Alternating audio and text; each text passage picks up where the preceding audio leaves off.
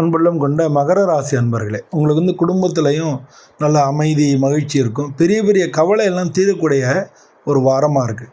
மத சம்பந்தமான நிகழ்ச்சிகளில் நீங்கள் கலந்துக்கிறதுக்கான வாய்ப்பு இருக்குது.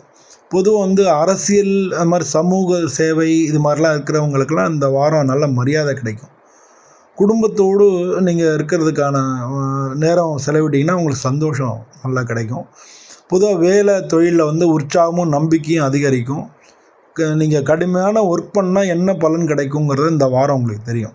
வியாபாரம் நல்ல விரிவடையும், லாபம் அதிகரிக்கிறதுக்கான வாய்ப்புகள் அதிகமாக இருக்குது.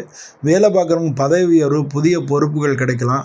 அரசில் கவர்மெண்ட்டில் வேலை பார்க்குறவங்களுக்கு நல்ல வாய்ப்பு கிடைக்கும். உடம்பு சாதாரணமாக தான் இருக்கும், ஆனாலும் நீங்கள் நம்பிக்கையோடு செயல்பட வேண்டியது ரொம்ப முக்கியமாக இருக்குது. மாணவர்களுக்கு நல்ல முன்னேற்றம் அந்த வாரத்தில் தெரியும். பொதுவாக கல்யாணம் சம்பந்தமான பேச்சுவார்த்தைகள் நல்லபடியாக நடக்கிறதுக்கு இந்த வாரம் அனுகூலமாக இருக்குது. நீங்கள் அதுக்கான பேச்சுவார்த்தைகளை தொடங்கலாம்.